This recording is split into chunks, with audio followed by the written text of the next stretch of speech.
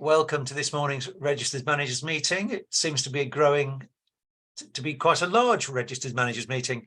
The key topic today is migrant workers and is about getting the process of bringing in migrant workers correct. We will record the meeting, and the recording and all the presentations will be available on the LCaS website fairly shortly. Just before we progress, a brief warning. Quite a number of us have had some very respectable looking emails of late purporting to come from Dame somebody or a leader of one of the national care associations, etc. But they are scams. They are phishing emails.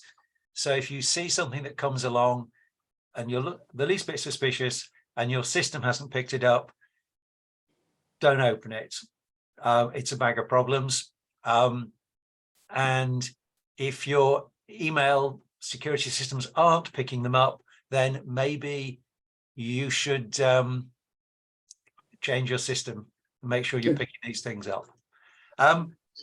Dudley, any initial points from you?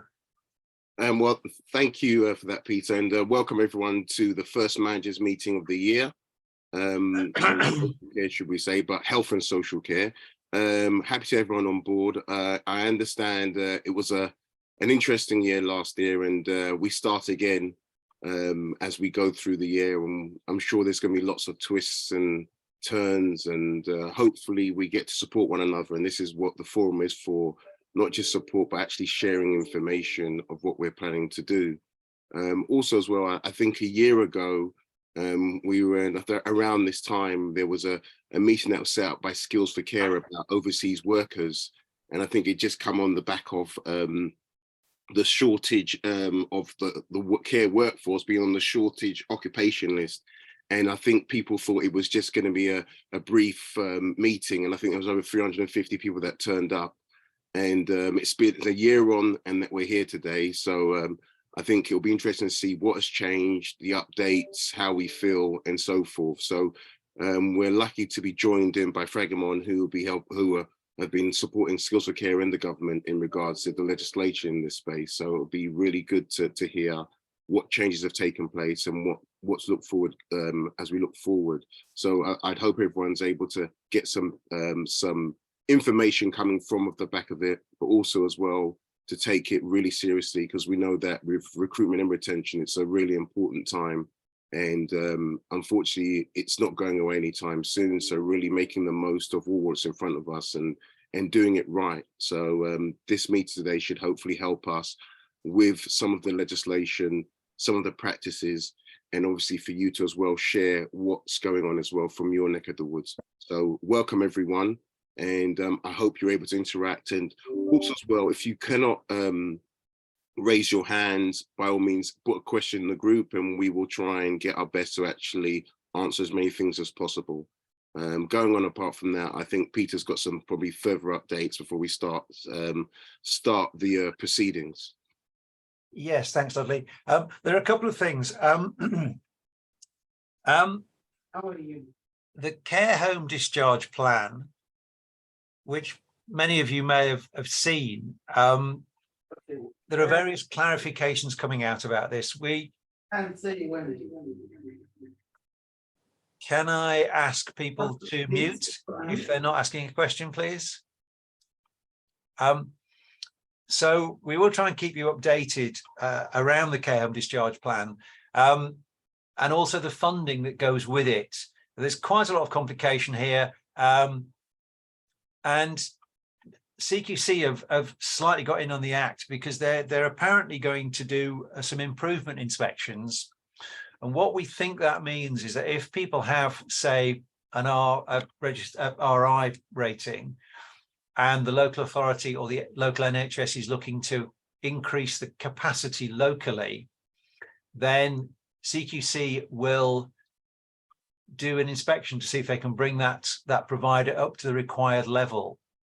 There is actually a meeting going on as we speak to discuss that, and we hope that we'll have some further information which we'll put on. The local authorities have been contacted because the local authorities are apparently the point of contact for lack of discharge capacity. So again, we'll put it through WhatsApp, we'll put it on the website and let you know what's what. There are a few things that we'll come back to later, but I suggest, as we've got quite a lot to get through, that we sort of, if you like, formally welcome our friends from Fragomen, and the screen is theirs, basically, guys. Thank you, Peter. I think Lawrence, with his technology, is going to run some slides. I am. They're just coming up now. 1 second. Thank you. Fabulous. Can't really see that. No, there you go. Larger. Thanks, everybody. Thank you so much for tuning in today. We feel very privileged to join your first meeting of the year. So if it's not too late, may we wish you a happy new year. Today we are going to talk about navigating the UK immigration system in the care sector. As we all know, the end of free movement, coupled with the pandemic, resulting in a huge loss of EU nationals, has created unprecedented challenge for your sector. It is now much, much harder to employ overseas workers. And the immigration rules themselves are convoluted, they are complex, they add to them and change them about twice a year. So obtaining legal advice is always recommended before embarking on employing sponsored workers. But this session aims to give you an overview of how it works, how to use the UK's immigration system to employ those foreign national staff in the care sector. So who are we? My name is Siobhan. I am a partner based in the Fragomen London office, where I've been for about 13 years. I must like it. And I'm here with my colleague, Lawrence, who is a senior manager in our Sheffield office. And we work together very closely, actually, on many things, but especially in the health and social care sector arena. And Fragomen is a global law firm. We have offices throughout the world, and our sole purpose is immigration, and we work for individuals, companies, organizations, all shapes and sizes across every industry sector. So we know our stuff in this arena. We've got a brief agenda and a few slides, which, as Peter's already mentioned, he will leave for him to circulate afterwards. We're going to run through how to understand who can work automatically, and then go on to how to sponsor someone who does need working permission and a visa to work in the UK. We're going to run through specific considerations for your sector, and then a bit more granular detail on the actual visa process and those compliance aspects that you must adhere to. So let's get on with this. The first step is to establish if the candidate actually requires visa sponsorship.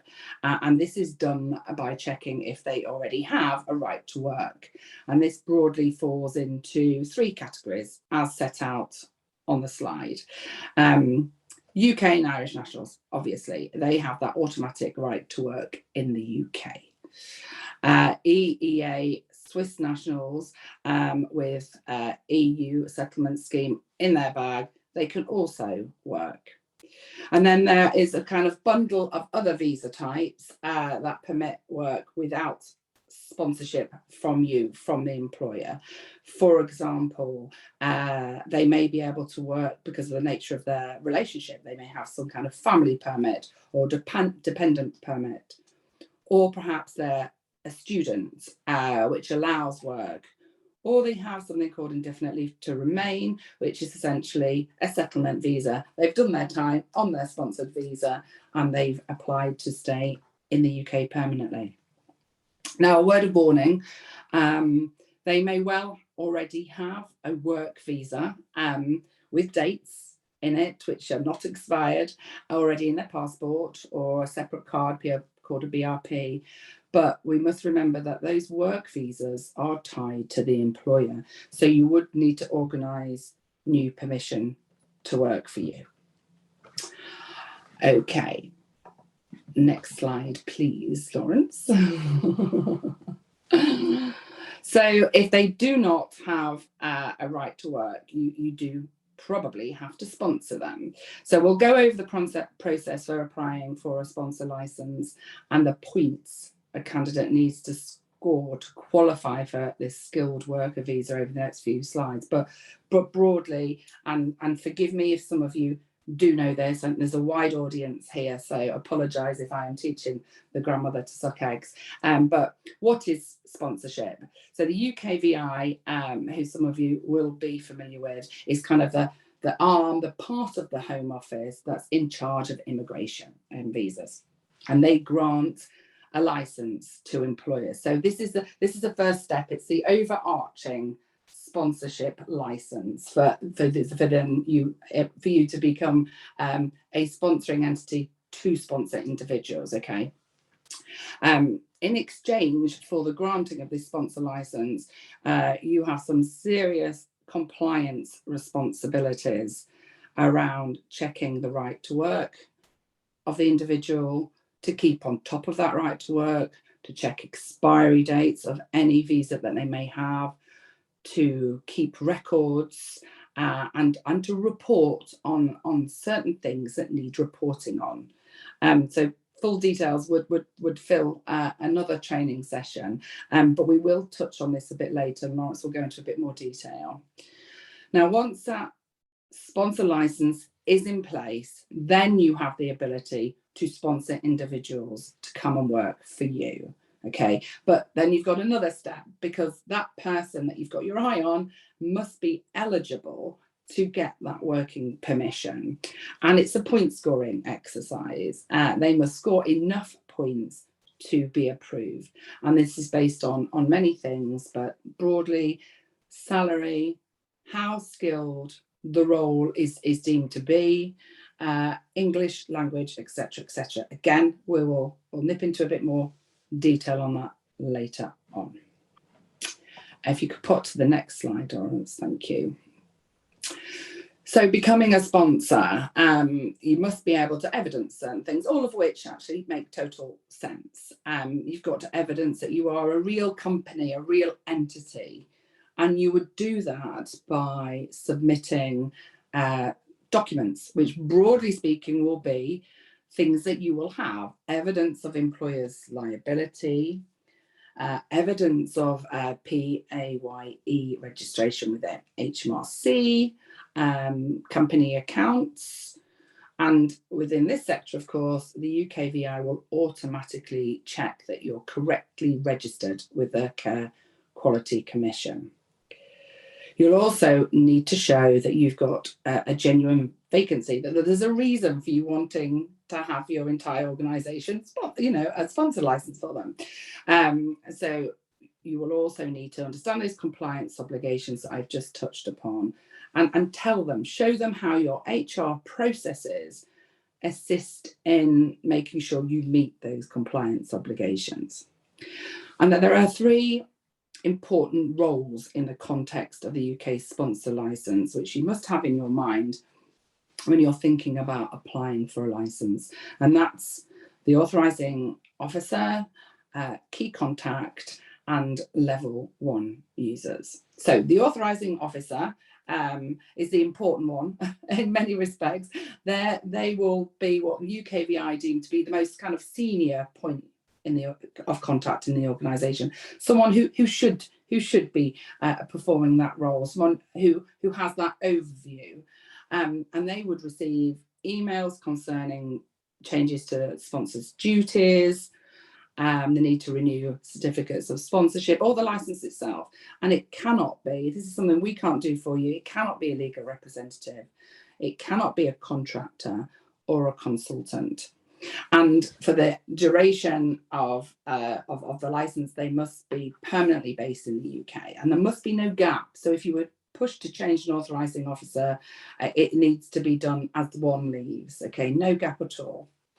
And your key contact is what the name implies, really. It's a kind of the UKVI's day-to-day point of contact for the sponsor license. So the UKVI might contact them in the event that they have, sort of small queries about the sponsor license application renewal, for example, or the documents submitted. Oh, you submitted a photocopy, it must be the original, for example, or the payment.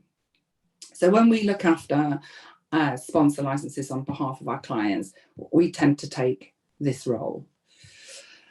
And then you have the level 1 users. So they're the doers, they're the workers on this. They're doing the day-to-day immigration work. They have got full access to this sponsor license, which is all online. They can have a real rummage around, that they can, see where the registered address is. They can see what's going on. They can undertake all those sort of routine sponsorship activities, including assigning those certificates of sponsorship, reporting on activity. So this individual has now left the company, or changes of circumstance, or all of the stuff to make sure that immigration and the visa application process is done well. And the UKVI take these roles really seriously, and they'll undertake checks on these individuals for unspent criminal convictions at the time of the licence application, and they can also check at any point after that during the life of the licence. So you can't get in trouble before, and you can't get in trouble while you have those roles. The government fee, and we know immigration is expensive in the UK. It's probably the most, I think, probably second most expensive in the world. So you'd have to pay for this as well, of course. The fee for the licence, it's on the slide, 536 for deemed small companies, and that's the Companies Act legislation, the definition there, and 1476 for medium and large companies. And the processing time, it's currently 2 to 4 months. This can move, but from experience, and Lawrence will say the same, collating the documents in the first place often takes the bulk of the work and the time, because they're straightforward. We'll recognise those documents. We all know we should have them, but who to go and ask to get them? It just take time. So. Lawrence, could you go to the next slide? Thank you. So we are here to help. We've got that knowledge and we've got that expertise. We do it all the time on behalf of our new clients, and we renew sponsor licenses on behalf of our current clients. And we can offer the support you need, really, as much or as little. So initial assessments and kind of due diligence, or a kind of end-to-end support throughout the entire application process, a holding hand kind of offering. We can provide application guides, kind of more of a self-help if you wanted to do it on your own, but you wanted to refer to something.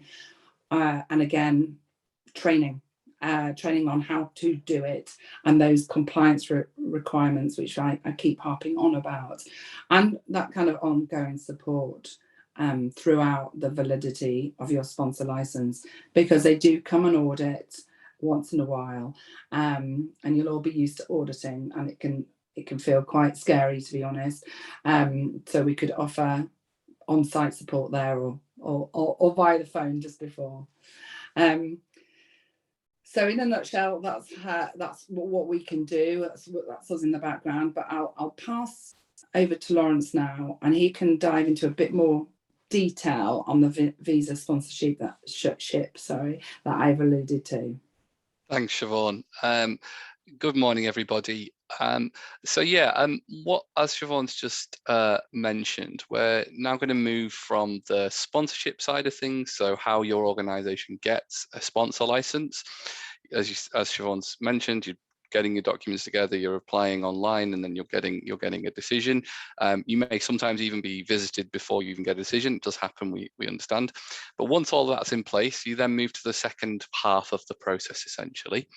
and that's where the individual, you're looking at, okay, who can I actually sponsor, and what's that going to, how's that going to work for that individual? So you will have seen, or you may have heard about in the press at various points, the UK now has, or well, probably already always has had, what's called a points-based system. All right, and this is what it talks about. Okay, so this visa type, this skilled worker visa that individuals who you sponsor will be applying for, anyone applying for a skilled worker visa needs to score the requisite number of points. And we've set it out on the slide there for you to see kind of how it works for each of the different points. So if we start on the left-hand side of things, you'll see there you've actually got 3 characteristics. They're all mandatory, so it's kind of in a way a bit of a red herring that they're points, but they are all mandatory steps basically. So number 1, the individual must have a certificate of sponsorship that has been issued by a sponsor license holding entity. So you get your sponsor license, you then issue a certificate of sponsorship, and by issuing the certificate of sponsorship, that person's going to get 20 points. So that's our first characteristic. Our second characteristic is the individual needs to be undertaking a job that is at a sufficiently high skill level. Now, this is quite a complicated area. You know, the government works with the Office for National Statistics and uses what's called standardized occupation codes to sort of categorize every single job that's possible to do in the UK into different codes, and each of those codes has an assigned skill level. For your purposes, you need to know that care workers, and we'll look at some a little bit more detail in a moment, that's the kind of the lowest skilled level in government parlance that would be possible to sponsor. So the individual needs to be coming to do a job that is at the required skill level, which usually is what's called RQF level 4, but is in certain cases goes down to RQF level 3. So individual needs to be doing a job that is going to be skilled enough, and you'll see what I mean in a little bit more detail on the next slide. The last of the 3 mandatory criteria that the individual has to pass is that they have to prove that they can meet the English language requirement. And they can do this in a couple of different ways. They can do it by having a degree that was taught in English. If that degree was taught outside the UK, they will need to get some additional certification to confirm that it's equivalent to a UK degree level and that it was taught in English to a sufficient standard. And that can be secured through an organisation called LCaS, which we can assist you to work with LCaS to get that sorted. So have a degree that was taught in English is one way of getting your 10 points. Another way of getting your 10 points is by having passing an English language test that was approved by the Home Office. This is a bit of a fraught option because there are a lot of different internationally recognised English language tests out there, and it's remarkably easy for a candidate to book the wrong test. So a shorthand for you guys is that the individual must always pass an English test that is listed as, for example, IELTS, but it's for UKVI. So there needs to be that very specific listing as it being a UKVI approved test. Again, we've got lots of great material on this that we can help to package to candidates. But like I say, if they're going down the English test route, they don't have a degree that was taught in English and they have to pass an English test, they've got to do the right one. And if they don't, then the application can be rejected. The third way that the requirement can be met and the 10 points be secured is by holding a passport from a majority English speaking country. It's a defined list which includes all of the Caribbean, North America, Australasia, and the UK and Ireland. So it's available on gov.uk, and I can share the link in the chat after I finish up here. But it's just a list of countries. If they have a passport from that country, then they're going to get 10 points automatically. They don't have to worry about passing tests or having degrees that are taught in English. So that's the mandatory side of things. So have a certificate of sponsorship, doing a job that's the right skill level, and meeting the English language requirement. We then look at the second half, which is where things are a little bit more complicated, and you can score points in slightly different ways, or different options, not necessarily different ways, because they're all about salary, basically. So the minimum salary for the skilled worker visa for all of the roles that you guys are going to be recruiting for typically, so care workers, senior care workers, nurses, they are the absolute minimum the individual needs to be paid is £20,480 per year. Now you might say, well, okay, I can see that on the slide, I can see at the top there, that gets me 0 points. But if they're being paid that, and then the job is also, for example, on the shortage occupation list, or it's a healthcare job, those will automatically score 20 points. So you only need to get your 20 points. So what you guys need to understand is, I'm recruiting a care worker or a senior care worker, they're going to get 20 points for just being on the shortage occupation list. Okay. So that's the situation as it is right now, and in a moment I'll talk to you about what we might expect later on this year. But those are the key criteria you need to meet: your sponsorship, your skill level, your main ones you're going to worry about is your English language, and then your minimum salary. And all of these are checked when the individual is submitting their application. So when they submit their visa application, UKVI review all of those key criteria. And if any of them are not met, then the visa application will be refused. Okay, so I'm just going to move us on now to talk, as I said, a little bit more detail kind of about your sector and the specific considerations you need to have around sponsorship. So just to kind of set the current context, when we did this presentation this time last year, the Home Office and government had actually just agreed that the way they were going to deal with some of the recruitment crisis was to make it easier, or to make it possible for care providers to sponsor visas for people who are care workers, and as a result, that has actually did have some of the desired effect, because what we see is that as of December last year, there were nearly 15,000 applications for skilled workers for care workers. So that's not senior care workers, that's care workers alone. So it's not senior care workers. That is a huge number in the context of the UK's work visa system. And actually together, care workers and senior care workers, so those two different occupation codes, actually accounted for 20% of all UK sponsored worker visa applications. So your sector is currently the biggest user of this visa type. Now, what the government did say was that they were going to keep the shortage occupation list for at least 12 months. Now, that 12 months started from the 15th of February last year. And prior to that date, care workers couldn't be sponsored. But what we do understand from the latest from the government is that they have no plans to remove it, at least until the Migration Advisory Committee, who's an quasi-independent body of labour market economists and a very important part of immigration policy, they're going to report by March this year on the shortage occupation list generally, and the government have said we're going to keep care workers on there till at least that report. And in my own opinion, I fully expect it to stay in there. So we expect it will stay in there at least until March and then beyond. But in any event, individuals can apply for a 5-year visa. So, you could take advantage of that now by sponsoring someone for a care worker role. So anyway, going in a little bit more detail, as I say, so I mentioned on the previous slide that the way skill level is assessed, etc. And it's all down to these things called SOC codes. So standardized occupation classification codes. So these are a really key part of skilled worker visas.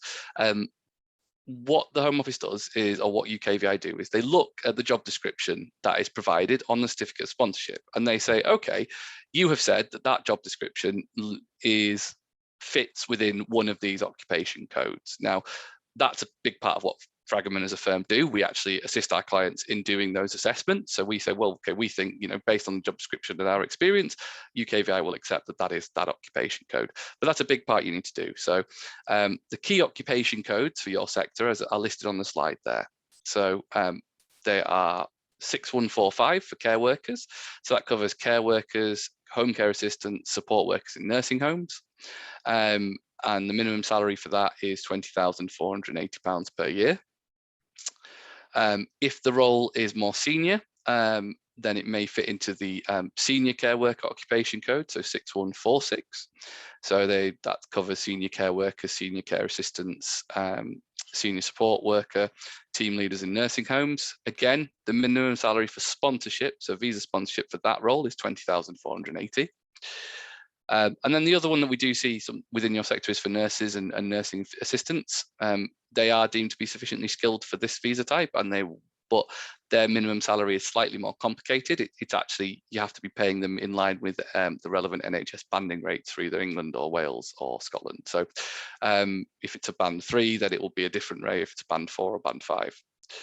I've shared the link on there, which is the link to the Office for National Statistics SOC code tool. Basically, you can put in a job description, a job title there, or you can put in the occupation code, and what it'll do is it'll show you the relevant entry. So it'll give you a typical job description for that occupation code and tell you kind of a little bit of a job profile. So you can look at that as you're looking to sponsor people. But as I say, given the complexities and given the prospects that things can go wrong, we, of course, as you might expect, would always recommend that you speak to representatives as well, especially when you're getting going in this area. Once you've been doing it for a while, perhaps you feel confident, but just at the start at least, then definitely seek advice. So just to kind of think about where we're heading next, as I've just touched on, the Migration Advisory Committee are going to report again in March 2023, and their report is all about the short occupation list and potentially how it can be improved as a tool, maybe looking at it being reviewed twice a year instead of the ad hoc basis it's done at the moment, kind of knowing that, kind of having fixed terms that things are going to be on there for. So just giving better information for sectors operating where there are labour shortages. And as Siobhan mentioned right at the start, the UK is experiencing acute labour shortages in multiple sectors. So it's not going to just be a matter of this is only going to get more important, essentially. And the last thing I wanted to mention in relation to your sector particularly was something that happened back in April last year. Again, the Migration Advisory Committee, as I said, they're a really, really important policy-making body within this space. The government will, more often than not, will listen to their recommendations. Not always, but more often than not. And the MAC did a report way back in April last year on social care sector. They made 19 recommendations around how to improve the immigration experience and how to improve using the system better. And those included things like removing the immigration skills charge, which is quite substantial. It's removing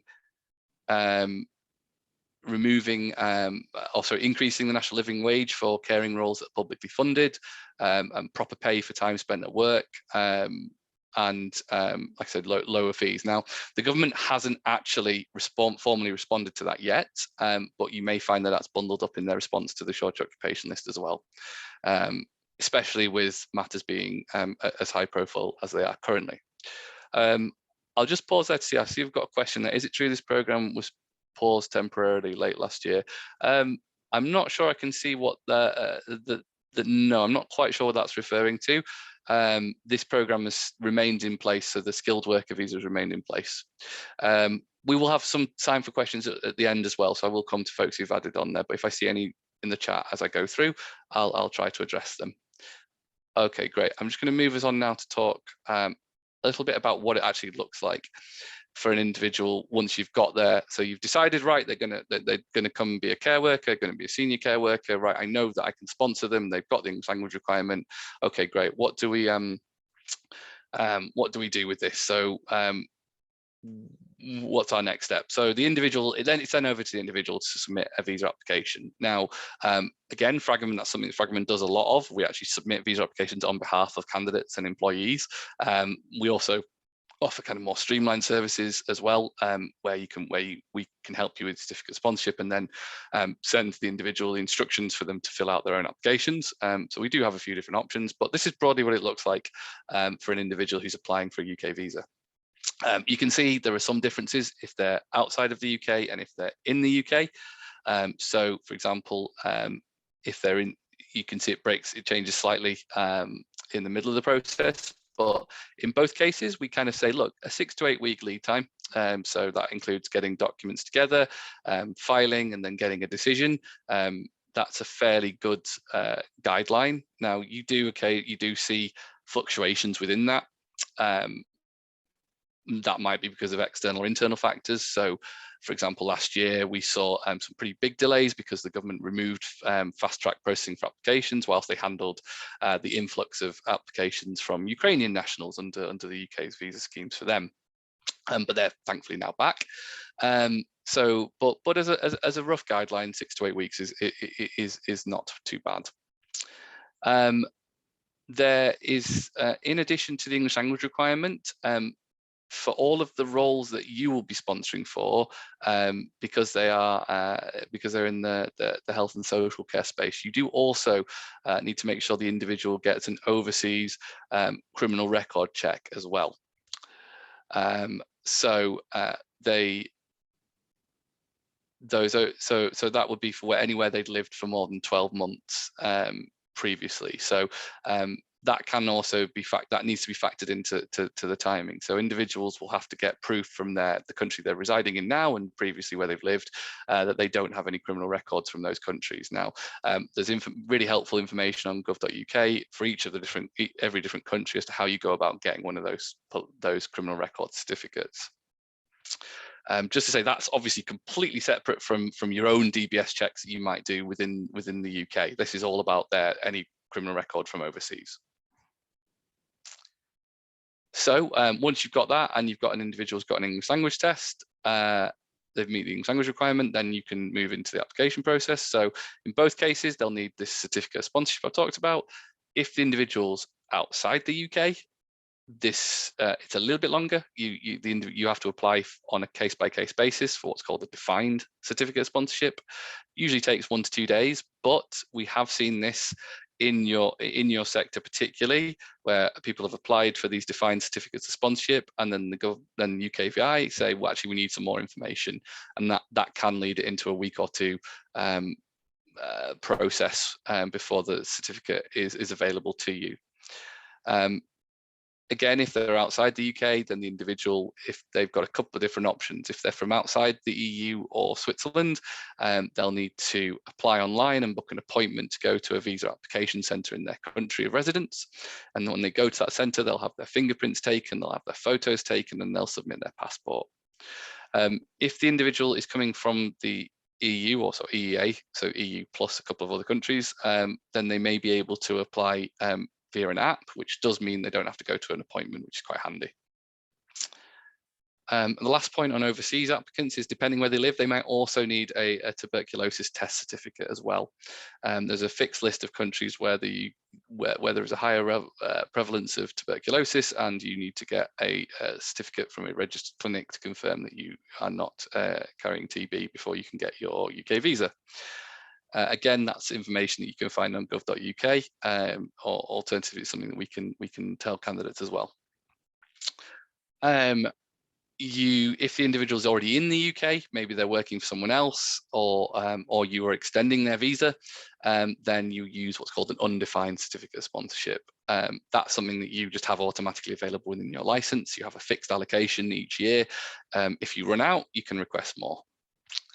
Again, the individual will need to apply online and then book an appointment to give biometrics if they're from outside the EU, Switzerland. Some non-EU and Swiss nationals can now apply as well using the app, but it's more often than not, it's EU and Swiss nationals who are doing that. I can see somebody has, this is probably a good point to pause for some of the questions that have come in there. So I was just trying to draft. No, thank you, Siobhan. And tried to send. So I was just doing HR rhythmic care there. So so not necessarily if the promotion happens in the natural trajectory of a career, it's likely just a notification on the sponsor license. But if they're moving out of their SOC code, it could be a change of employment application where a new COS would be required. I've typed it, but I can't seem to send it. That's where I Thanks, got Siobhan. to. It's perfect. Yeah, no, that's absolutely right. Yeah, so whether or not you need to issue a new COS and new application is all about whether the role still fits within the same SOC code or not.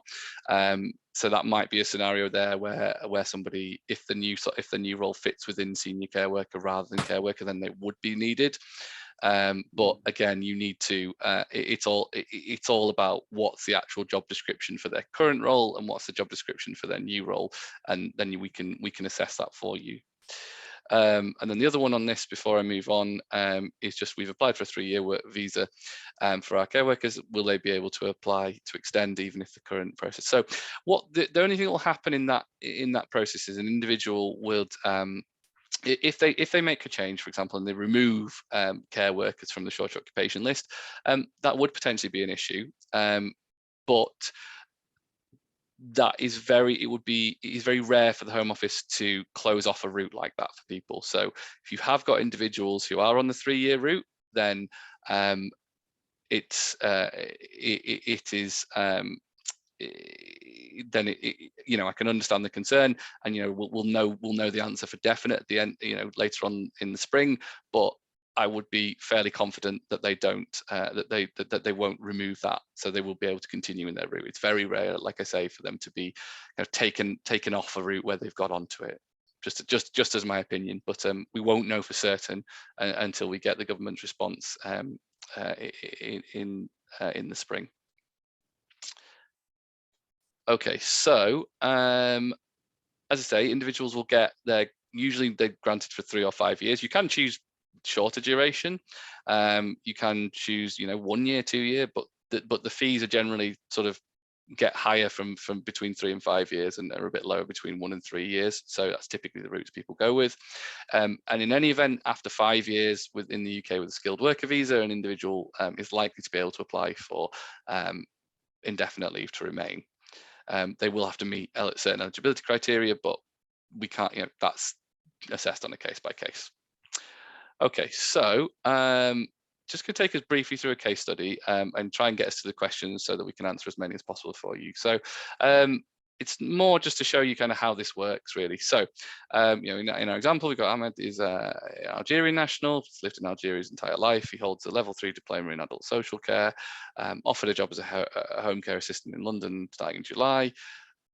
His employer has a sponsor license, and he's going to be paid £20,500 per year. So kind of what does that look like based on what I've just gone through? So he's got an offer from a sponsorship from a licensed company, so he's getting his 20 points. We know home care assistant fits within is likely to fit within the care worker SOC code, so he's going to get his 20 points for being in a skilled occupation. His English language, having a level 3 diploma, is not going to be the same as having a equivalent to a UK degree, so that's not going to be sufficient. So he's probably going to have to take an English language test. And then his salary of 20,500, that meets the requirement, which for his role is 20,480. And then what else does he need? So as I say, he's going to need a Home Office English test. He's going to need a criminal record certificate from the Algerian police, and he's going to need a TB test certificate, because Algeria is one of those countries on the tuberculosis list. Okay, so going to finish up by talking about compliance, and then, as I say, the next one is the next section is just on questions. So I think we should have a bit of time to get through everyone's queries. So immigration compliance. Now, I understand from discussions with Peter and Dudley that this is an area where we've already had some providers having issues in the way that they, how UKVI are handling things. But the key things for you to be aware of is you've got to make sure you've got your right to work checks are being done properly. Okay, there is Home Office guidance. There is that we have our own guidance that we can provide as well. But every single person you employ British national, UK, Irish national, foreign national, they will all need to have a right to work check done, and you will need to hold that right to work check evidence on file for at least the duration of their employment, and in many cases a year after that as well. So your right to work check, the right to work is the number one issue that the Home Office have. So they want to make sure you've got compliant right to work checks. So you should be doing it anyway, regardless of whether you have a sponsor license, because all businesses who employ anyone in the UK need to do right to work checks. But it's particularly important because if you are found to have deficient right to work checks, then your license you can lose your license, even if you've done them perfectly on kind of all your sponsored nationals. If you haven't got a good robust process in place, then you should be reviewing it now. If you do find, for example, that you've got right to work checks that are an issue, you've got problems with them, they aren't compliant, the ones you've got on file, absolutely just run them again. I know it can be a painful bureaucratic exercise and amongst many other bits of bureaucracy you face, but they really are important. And you can go, if you can show, look, we had an issue before, but we've been back and done proper checks now, we know they're good, then you're okay. So that's the number one around right to work, and the reason is, if you haven't got a good right, if you haven't done a compliant right to work check, if somebody is found to be working illegally for you, perhaps somebody was using, perhaps somebody, wasn't using a correct visa type, then you can be fined up to £20,000. How often do you need to do right to work checks? It depends. If an individual is a British national, you only have to do them once, or if they've got indefinite leave to remain, it's generally going to be once. If they've got a time limited visa, then it's going to be at the start of it, and then as their visa expires, you need to do a follow-up check to make sure you remain compliant. And then actually I can answer that other one around employing someone already in the UK. So if somebody already has a different visa type, a dependent visa, for example, you can, if you want to employ them, you don't need to sponsor them, you just have to do a right to work check. For the vast majority of foreign nationals now, you're going to be doing those as online, as an online right to work check. So you're going to ask the individual to send you a share code, and then you're going to go onto the right to work portal, and you're gonna put it in there, and you're gonna get a screenshot that shows you the individual's right to work and how long it lasts for. And do you need to do one for British passport holders? Yes, you do. You need to have right to work checks for every member of staff, including British nationals, if you haven't already done them. Okay, so again, just on this right to work, it's sort of Cordelia's question there. I can probably answer that before I finish this off. Can an individual work in another company who is not their primary sponsor? Yes, in very, very limited circumstances. So if an individual gets a skilled worker visa to come and work for your company, that is the main work that they're permitted to do in the UK. If they need to do any other work outside of that, then it's only in very limited circumstances. It would be if it's limited to 20 hours a week additional work, and it can only be outside of their contracted working hours, and it can only be in the same occupation code.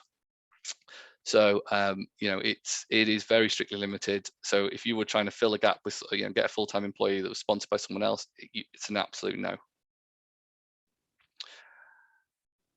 Okay, so I'll leave that question, Maria, and I'll come to that in a moment. I'm just going to finish up these now before we come on to that. So in addition to your right to work checks, the Home Office expects to be told if there are any changes in circumstances that affect the individual. So if the individual is, when you issue their certificate of sponsorship, you will list where they're going to be working. You can list multiple sites where they're going to be working, but if that work location changes and they're going to be going and working somewhere else for more than 2 weeks, then you'll need to report that new work location. If the individual finishes their job with you, I think this has come up on the chat actually, if an individual comes and gets a skilled worker visa, then just disappears, for example, I think someone mentioned that as a possibility, or just simply resigns, you need to tell UKVI on your license. You need to go in and you need to make a report to say that you have withdrawn sponsorship from that individual, and you need to do that within 10 working days of their last day of employment. if they don't turn up for work as well, if they don't turn up for work for more than 10 consecutive days and they've not given you, basically gone AWOL, again, you report that as a withdrawal of sponsorship. So you need to report that you're being given the responsibility to keep track of these people and to let the UKVI know where there are those changes. And then if there's a change to their job description or a change to their job title, you would need to report that. And then you would, if there has been a change, if the new occupation is actually completely different in a different occupation code, then they would need to make an application as well. Okay, so those are the changes. You also need to make any changes, for example, if you are taken over, and if there's a change to your direct parent company, you may need to get a new sponsor license yourself. Again, that's a corporate level change that needs to be reported. We may look, I think, in discussions with people, we may be holding some further kind of more workshops around this topic in the next couple of months anyway, and we'll try and do one specifically on sponsor license obligations because it could fill the whole session. Lawrence, is it worth just talking about, because a few questions have come up about this and I can't keep on top of it. Yeah, of course. About people who are on student visas and kind of the rules around that a little bit. Yeah, absolutely. Thanks, Siobhan. Yeah, that's a really, really good point. So student visas. We know students, obviously have significant vacation periods. They may want to come and work for you, or they may say, I've got the right to work. Student visa work is, so people working on student visas is probably the most complicated thing you can do. In short, they can do work for up to 20 hours a week if it's during term time, and then they can work full time outside of term time. In both cases, you're going to have to have written evidence from the university as to what their term dates are. So you need to be holding evidence. Okay, I've got a copy of their, I've done my right to work check. I also need to make sure I've got evidence of when their term dates are, because that's a classic area where the Home Office will catch people out on illegal working. They will say you've had a student who's worked more than 20 hours when they were not, when they were in term time. So yeah, it's 20 hours during term time, full time in vacation periods, and then lastly, they can't be on a full-time permanent contract. They can only be on a temporary contract because they can't be filling a permanent vacancy. So yeah, absolutely, students is a really, really important point there. So yeah, as I've already touched on, I suppose there, you also need to track the expiration of right to work. So if a right to work check has expired, you need to do a follow-up one, and also make sure the individual has got their new application submitted. Okay, so we've kind of already gone into this, so I'm happy to just carry on with these looking at the chat as well. So if I let's have a look what we've got here.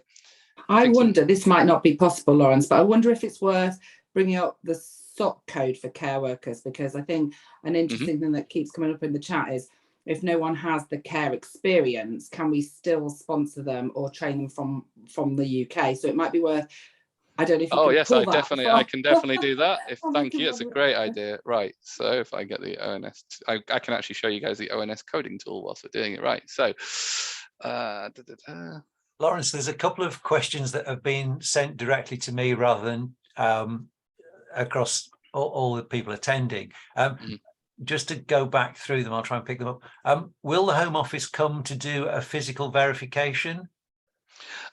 No, not always, but they can. So they can do that either at the pre-license application stage. So where that, when you've applied, they can come and audit you then, or they can also audit you during the lifetime of the license. If I just share this one, so yeah, that's definitely the case. Let me just share the screen here. And if it's pre-audit, Peter, they're looking to confirm everything you've put in that application. So, you say you do this. This is your HR process to monitor expiry, visas. Can you show us?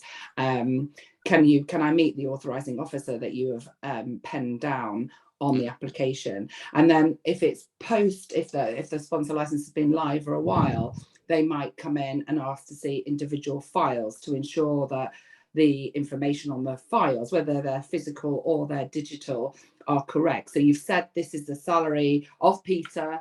Can we have a look at some pay slips? So it's just making sure that everything you've said and everything you've promised to do is actually in fact happening. Thanks, Siobhan. Okay. There's been a couple of questions about salary requirements for the likes of a deputy or an RM. Now, my understanding, which could be wrong, is that the salary requirement needs to be stated as realistic. You mean on the advert, if you're advertising for that? Yeah. Yes. Well, thankfully, we don't have to use the what's called the resident labour market test anymore. So yeah, they don't specify what you put on there. So the Home Office is not too interested. You can that's entirely up to you and kind of in line with business practices and employment law. And I think that the skilled job has to be one of the shortage occupations only, as far as we're aware. To be able to get that lower salary, yes. Yeah. Otherwise, the salary is more like 25,000. Okay, I think that's all the questions that were sent to me directly. But if anybody feels the questions haven't been answered rather, just let us know. And I think there's a hand up from Spring Care. I think Peter, that Lawrence was actually going to just quickly mention about the SOC code. I think. Yeah, thank you, Dudley. Yeah, so just as Siobhan mentioned, so this is the SOC code I've been mentioning. Okay, so this is the one for care workers and home carers.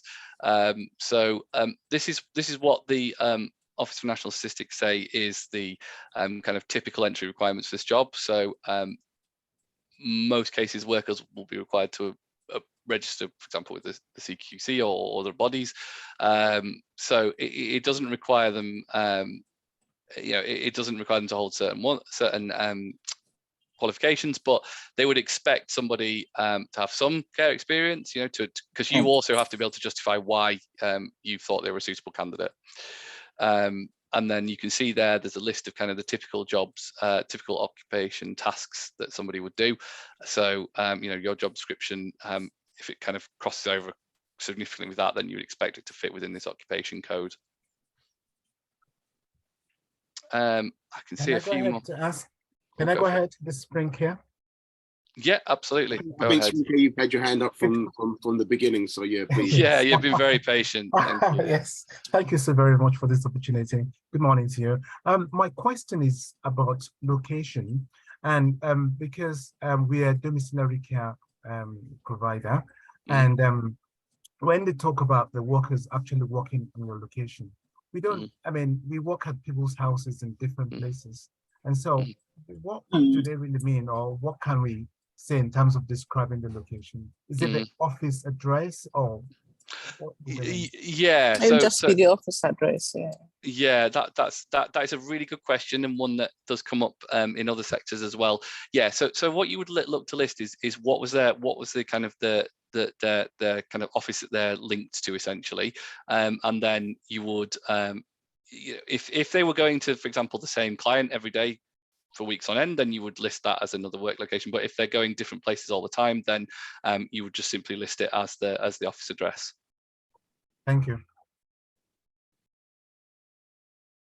Does anyone else want to actually ask a physical question? That they can raise their hands and ask it. I know there's lots of questions in the chat. I'm going to get to you in a second. There's lots of questions also in the chat. So what we'll try and do, we'll try and pick out some of the questions with the answers as well alongside them, so that we can hopefully share them with you, because I know a lot of these questions are probably common questions that you probably have or would be asking as well. So I think there was a question from Selena, and I think Colin's also raised his hand. So yeah, my name is Colin Asafo. I just wanted to find out why Africa, possible candidates from Africa, when mentioned in a group of eligible countries, because a number of countries in Africa are English speaking. However, you mentioned all these countries and left Africa out. It's a very, very, very, very, very fair point, Colin. You'll have to ask the government that. The list, it does not reflect the true reality, and it is absolutely, personally speaking, absolutely incorrect that that's the case. But you're right, there are some glaring omissions from that list, but that is not my omission, it is the government, sadly. Is this something you could possibly follow up as your company and maybe give us feedback in the next meeting? It is. What I would say is that they, the government is unlikely to make amendments. That list has been in place for a very long time. Africa is not the only area that's that is affected. There are other countries around the world where English is an official language and it is still not on the list. But you're right, the biggest emissions are in Africa. But yeah, we can. It's certainly something we can raise when we speak to our Home Office contacts. But just to manage your expectations, it is something that they have had in place for a very long time, and it is unlikely that they would change it in the near future, I would say. One thing I would add to that, sorry, Colin, is that there is an English test that people can pass. So those who actually do speak English or are more prevalent in that will be able to obviously be in a better position to pass that test. So I would also say that I think the whole point of this is that people coming to this country are able to converse and speak English. So then if we're talking about social care, give the better sort of type of care when we're dealing with our service users or clients and so forth. So I think it's not necessarily a bad thing, but I do understand that your point you're making in that respect. Yes, but you got people in Africa, from Africa, who have degrees, who have PhDs, but due to economic circumstances, they may want to take on lesser jobs, to make a living.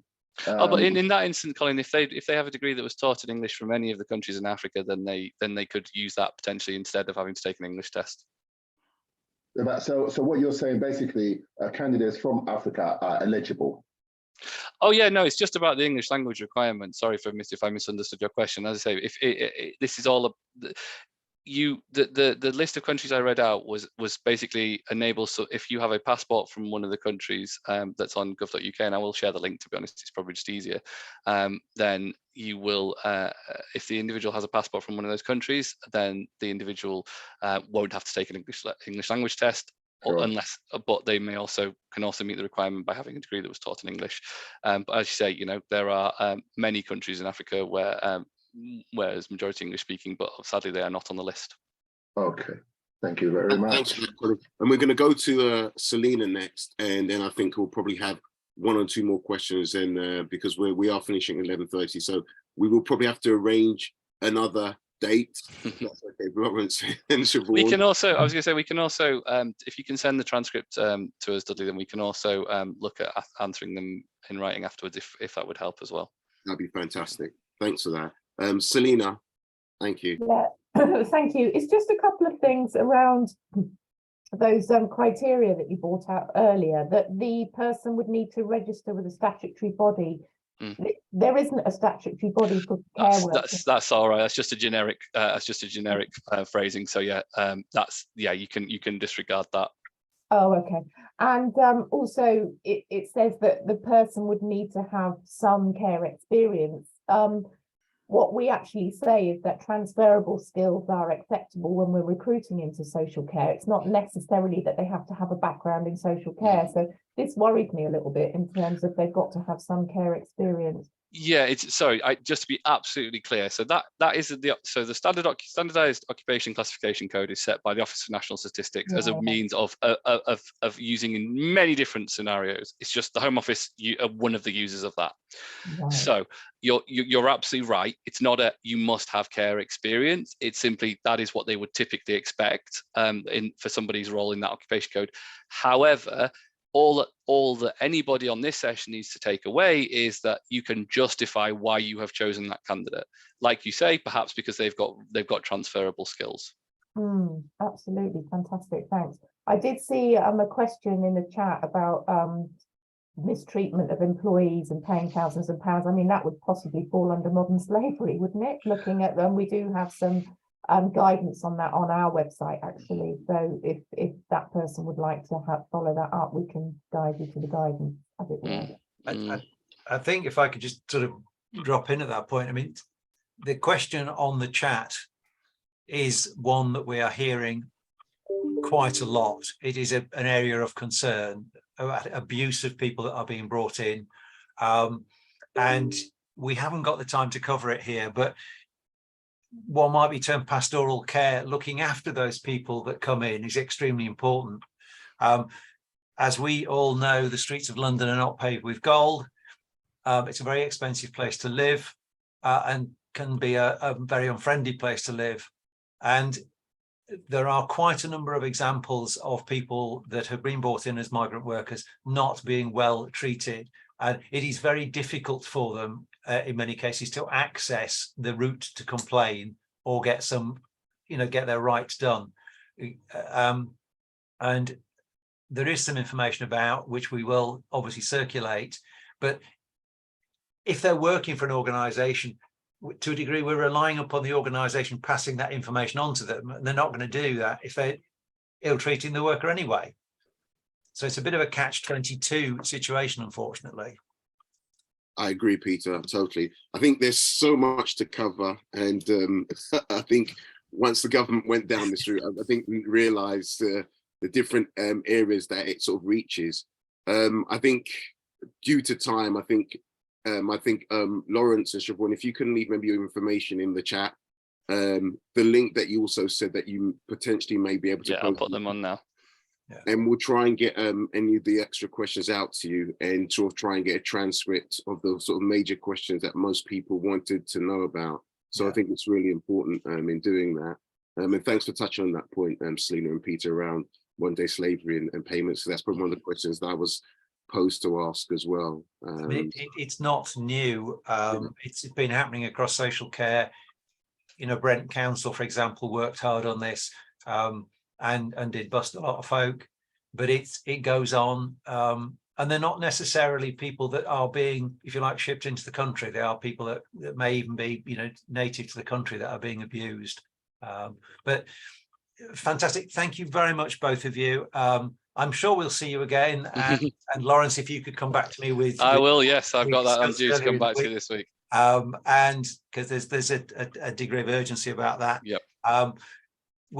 We've got a couple of things to cover. We will try and run on, but Dudley has got a colleague who, if you like, will give you some lived experience of this process. Which so thank you very much. So we talked about compliance, talked about pastoral care. We also talked about paperwork. We know from a legal point of view, we've been sort of helped by Lawrence and Siobhan for Fragomen, but we're also joined by Sonia Rai from Nectar HR, who really looks at really once you're on board your client or those workforce, what to do in your paperwork. So we're currently joined by Sonia, who'll be brief with us briefly, but she'll share her details as well about what to do and how to go about things. So thank you very much, Sonia, and the floor is yours.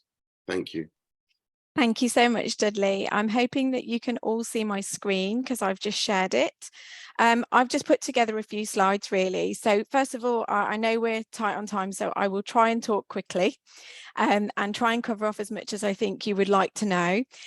My name is Sonia Rai. I am the founder and director of Nectar HR. We are a HR consultancy service and we specialise in health and social care.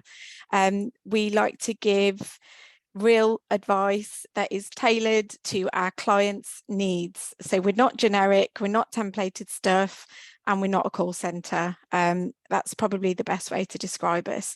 So Dudley asked me to have a little think about some information that we may be able to share that may be useful for everyone that's on the call today. So we have supported a lot of our clients with obtaining sponsorship licenses, the causes, the visas, all of that side of things, but there's a whole host that comes after it as well, and there's a lot of things that you do need to think about.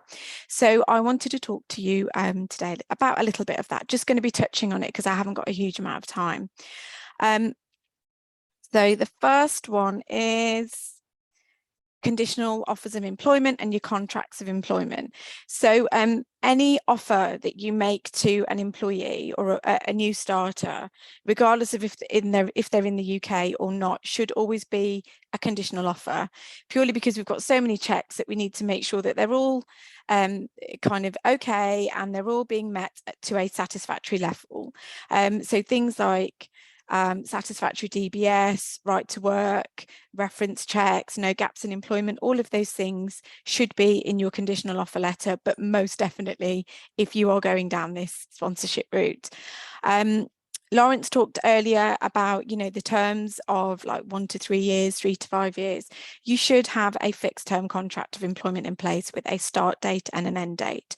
But please be mindful that after 4 years of continuous fixed term contracts, an employee is deemed a permanent employee. So if they lose the right to work in the UK in that final fourth year to 5th year, you have to follow a certain process, and also ensure that your contracts of employment are fit for purpose. So we see and work with a lot of health and social care clients where there's things that are missing in those conditional offer letters. They haven't got the fixed term contracts.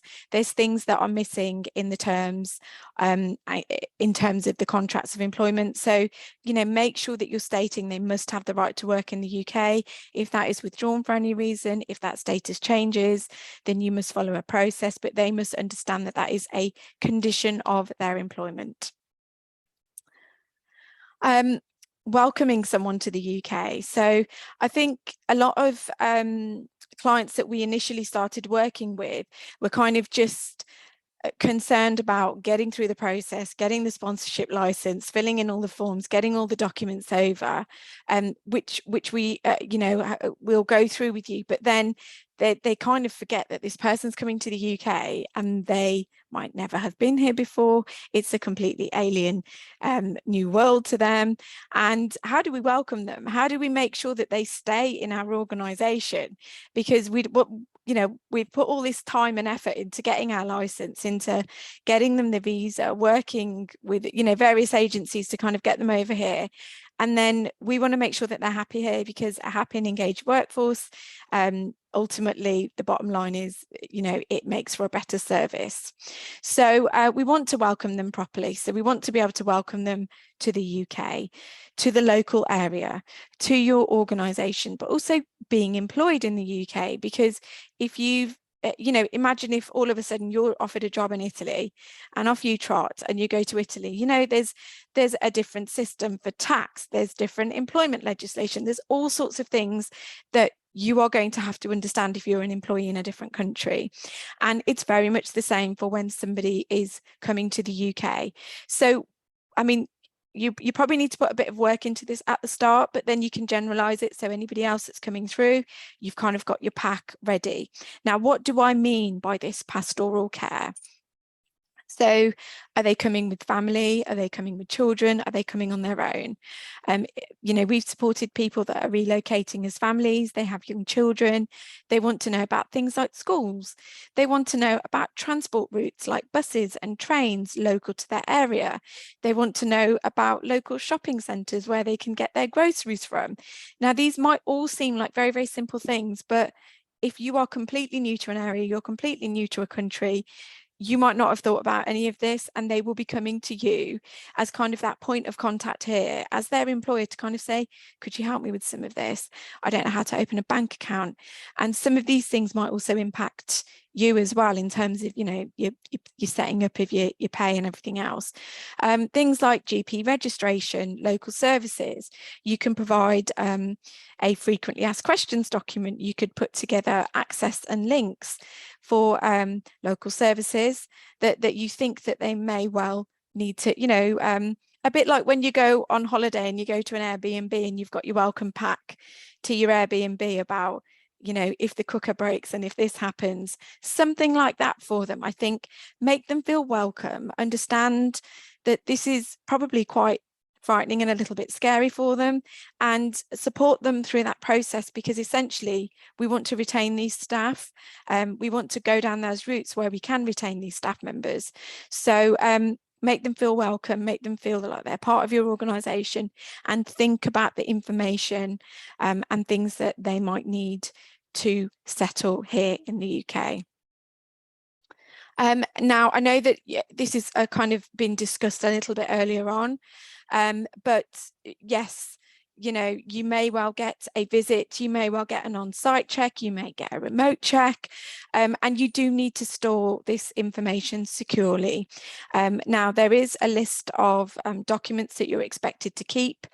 Now, the first thing I would say is check your employee privacy notice to make sure that you cover all of this and that you cover the fact that you may well be sharing this with external agencies. So the clients that we work with, we make sure that their employee privacy notices cover that kind of, you know, employee information may well be shared with us because we're their HR support, but it may be shared with your external payroll provider, CQC, your regulator, but potentially the Home Office if somebody is on a specific visa or something and you need to share that information. So they're looking at various information, and you have the right to be able to keep this for a certain amount of time even after somebody has left. Sometimes it can go up to 6 years for various tax purposes and accounting things that you have to do from kind of an organisational perspective, but they may be wanting to see things like pay slips, right to work documents, obviously, up-to-date contact details. I think Lawrence touched on it all earlier, but they want to see that you're recording all absences. So whether that's AWOL, whether that's sickness, whether that's any kind of absence that may well be applicable, that they've, you know, if you've got carers absence or some kind of unpaid leave, are you recording that? Do you know when they've been off? I would probably go a little bit deeper and say that we've helped our clients in when it's things like sickness absence, things like if there's patterns around that sickness, it'd be great to kind of show that you record that information and you log that information, but you also regularly monitor and review that information as well. But make sure it's all in your employee privacy notice. You want to look at some kind of manual or electronic storage of that. Now, with some of our clients, they've just simply got a spreadsheet and they've got it for each person, and they've got a list of what they've got and where it's all stored, or they've got some small HR system where all of this is on there, and you can set up even in a spreadsheet, you can set up alerts. So if a right to work check that you'd completed, or the DBS is, you know, you check them every 3 years and it's about to come out of date, you get an alert, and you can do that via, you know, your own little system that you set up, or some kind of an online HR system where it kind of prompts you to check. So I really have only prepared those 4 slides because I was told I had about 5 minutes or so to try and run through as much as possible. Obviously, there's a lot more to it than what I've gone through, but that was a bit of a whistle-stop tour for you to think about, I guess, with your HR employee hat on, some of the things that you might need to be thinking about when you've got people on visas coming over and working for you. I'm going to stop sharing my screen now. Thank you very much for that, Sonia. I think it's really great. And I think people don't forget that once you've got your sponsorship, your cause, and you've got someone who's just arrived, that there is so much work that goes on. If we're talking about retention, how would you like it if you turned up at a workplace and you'd like to be welcomed, you'd like to be valued, you'd like to be encouraged, and if you want to stay. So I think it's really great. And I really love the welcome pack idea there, Sonia. Please share your information in the chat, and I'm sure we'll probably be getting asked lots of information about that, but also as well the details of what you obviously do as well. I'm sure if anyone wants to ask Sonia any questions, you will be able to. You have an email address and information there as well. Thank you very much for that, Sonia. Thank you. Thank you very much. I think if we get any questions, we'll pass them on. We are running fairly tight on time, but we'll just carry on running. Selena Doherty from Skills for Care has got some slides to share with you. And I would urge you to use websites like the Skills for Care one and NICE, because there's a huge amount of resource there that's free, it's valuable, it's up to date, and it's a real asset for your businesses. Selena. Hi everybody. I'm not going to go through everything because you've had a lot of information today, and you know, you're probably a bit tired now, but fantastic advice there from Fragomen and Sonia. Thank you. And the one thing I would like to say about all of that is the importance of having your structures, your policies, everything in place ready so that you know exactly what you're doing. So when you go away from today, to retain that learning, start writing it down now, start getting it down, start getting your procedures in place, so that if you are thinking about recruiting from overseas, or you're in the process of it, you know exactly what you're doing, and you get it right, to save you a lot of work as well.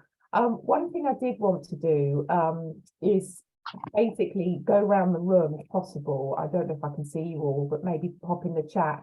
How many of you have actually tried to recruit from overseas? And you can put your hand up, or you can pop something in the chat, just a yes or a no. It'd be really, really useful to us, because at Skills for Care we do collect market intelligence from you guys to see what's actually going on out there. So, okay, in the process, yeah, okay, yes, okay, have actually done it, brilliant, in the process, yeah, okay, quite a few then. That's really interesting to know, thank you. In the process, wow, a lot of you are in the process of doing this.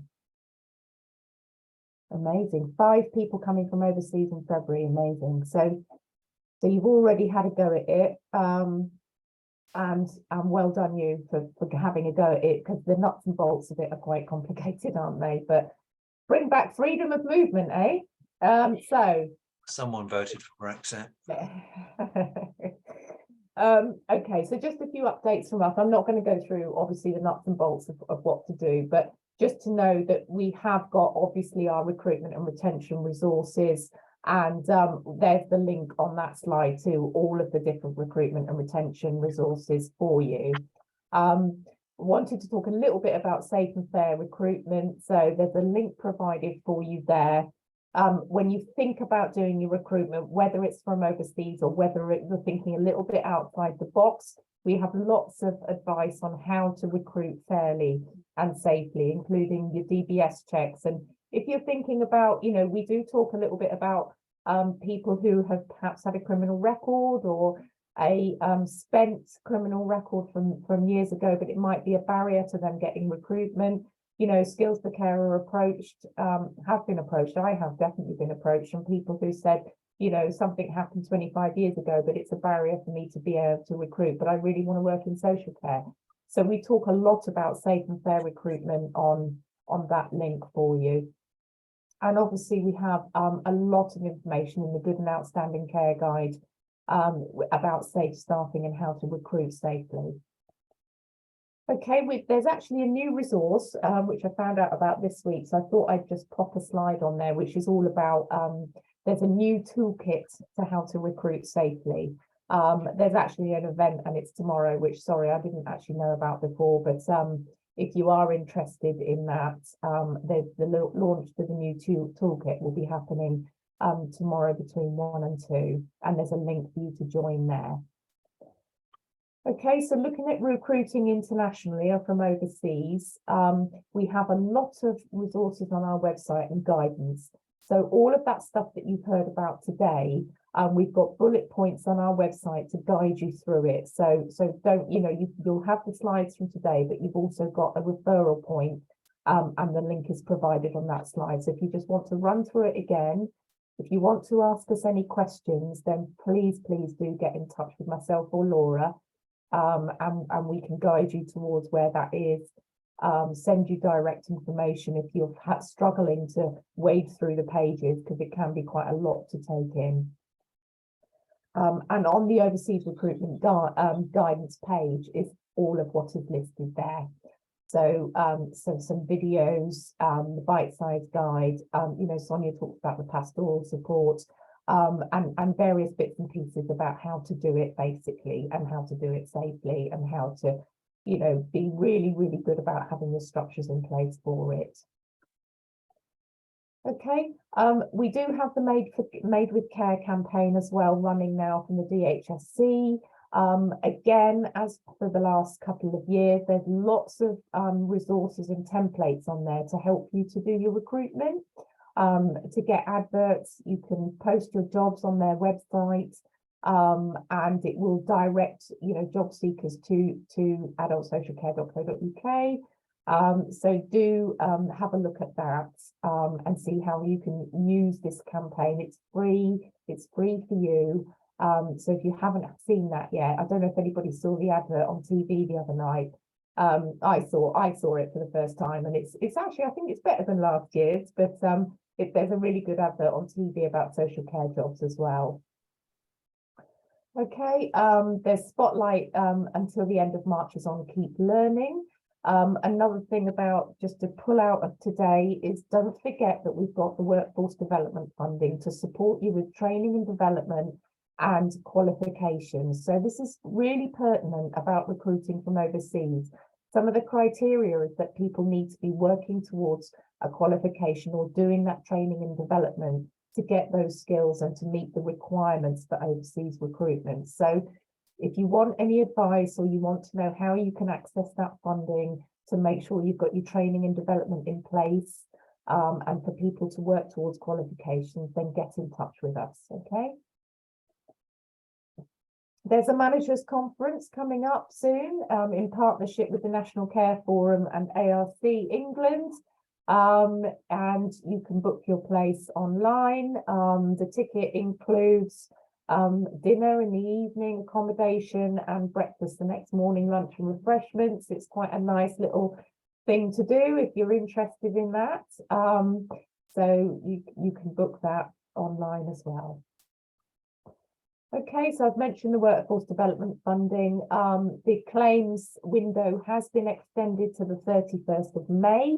So if you haven't got your claims in yet, if you are on the adult social care workforce data set and you would like to claim for some funding, the window has been extended, and you can find out about that on our website again. But again, with all of this stuff, if you don't have the time to go delving on the website or looking for these links, just get in touch with myself and Laura and we can guide you through it. Okay, just some more up and coming webinars for you to listen to if you have the time, about technology, providing evidence to CQC and the new CQC inspection framework. The next Deputy Manager Network for London and the South East is on the 1st of February. That will be myself hosting that, and we're going to be doing a focus on supervision and how to think about different techniques on supervision and working with your staff, including reflective supervision and coaching techniques. And we'll also be talking about having wellbeing conversations as well, and North West London Keeping Well Hub will be coming along to that. So please do encourage your deputy managers to sign up to that. It's a really good networking event, and it just makes deputy managers feel valued, that there's something for them to attend as well. So that's the 1st of February in the morning. Okay, so yeah, we're doing a survey at the moment to ask you about having attended a network. What are the benefits to you? So if you can fill that in, that will really help us out. Again, any kind of intelligence we gather from you, information we gather from you, gets fed straight back to the Department of Health and Social Care via our sector insight reports, and it helps us to influence and get more resources for you. So if you can fill in that survey, it will really help us out. Okay, and then just to say that we've developed a certificate for the adult social care workforce data set. So if you're not on that data set yet, and you want to be, because you can claim the funding for workforce development, we can help you, we can guide you through it, we can help you to set up an account, and you can now get a certificate, which is really good for CQC, to say that you're supporting the data set and you're providing data. Again, that helps us to influence in terms of getting funding and resources and what we can for you as a sector. So if you want some help with that, give us a shout. And I have really whipped through that as quickly as I could, but the slides will be provided. And again, get in touch directly with us if you need any support. And I actually missed the slide with our contact details on, Laura. That was really remiss of me, wasn't it? I'm going to put my email into the chat for you. I was about to say it's probably best you put it in the chat. I think people will pick it up. What I will say before you shoot off, Sonia, I think everyone should try and go to the Skills for Care website. They do a lot of things happening, not just funding, training, but also support as well. So just have a nosy around in there. You probably find something that will be useful for you as well. We also will be sharing any information, updates via Peter on the website, and also via, if you're part of the WhatsApp group, which I've put it in the information there, we do share information as much as possible. So thank you very much in regards to that, Selena. Peter, I know we've already come near to the end, so yeah, thanks very much, Selena. A real whistle stop. There's a huge amount of information being shared today, and there's an awful lot of events. You could spend all your days going to meetings or attending webinars. Some of you will remember Mick Feather. There is a live event next week in London, a citation event with Care England. Mick, that's free to attend. It's on the 25th. I've put the details in the chat, and also they are on the website. We've also put the details of the Keeping Well Northwest London and Southeast London in the chat, and there are two more fantastic resources for you. There is free managing stress training for Northwest London available, details on the website, or if you're interested, just drop me an email, send me a text. And Southeast London, they're doing financial support, which again at this time of year is very, very useful. And just harping back to recruitment, there's an awful lot of recruitment can be done with UK-based staff, and many social care providers aren't terribly good at their recruitment process. And you can easily outsource it and improve your success. Use somebody like Purple Tribe. Their details are in the chat. Give them a call. It's economically viable. It does work well. And there's one last point that is raised. It's actually quite a serious one, and one that you need to get very right. And it's about the employment of transgender staff. Under the Equality Act of 2010, it would be illegal for a company to disclose information pertaining to one's protected characteristics. If a client or resident has issues, then best to try the soft approach first. If you're unsuccessful as an employer, you can refuse to supply care to that individual as a matter of duty of care to your staff. But best to remember that if you don't protect the staff, they can take you to an employment tribunal as their employer who didn't support them, and they can claim discrimination. This is a growing issue, and one that you need to get absolutely right. I'm not sure, because I haven't looked to see whether there's any information on the Skills for Care website about it. I'm aware from talking to some HR people that they are preparing information. And I'm pretty sure that if you look on the LCaS website, which is, again, another free and very useful source of information for you around HR and employment issues, that is an area that you need to get very right. It needs to be handled very properly. And it involves not just your staff, but those that you are caring for and supporting as well. We have shot through a huge amount today. If something has been missed or a question has been missed, then please let us know. We'll pass it on to the relevant people, or we'll try and sort it out for you. We will go through the chat. We will be talking with Fragomen. We already were talking to them about a range of events, for parts of London, and that's something that's in the offing. We've got a joint event with Croydon College on February the 1st, a virtual event. That's actually around distance learning. They've got a very wide range of well-respected distance learning. It's pretty much free. Again, the details have been put in the chat, but we will be recirculating that. And on February the 14th, we have a live event in Croydon, which will be focusing on things like digital social care records, getting the IT right in your business, how that will link with integration with the NHS, and Dudley will be putting together more information on that. It will be coming out, and there will actually be opportunities to, if you like, test drive and see various different types of software and application. so how they can benefit your business. And I think that is probably too much for me, but that's we're overrunning a bit, but we look forward to seeing you all again, and thanks for coming. Dudley. Yeah, thank you very much, everyone, for coming. Yeah, we've hit the ground running in January. Just to let you know, we'll be doing more mixtures of actually virtual events, but also live events that are going to be coming up this year. So please do look out for some of the live events, as Peter said, where you're actually able to speak to some experts, test things such as digital equipment.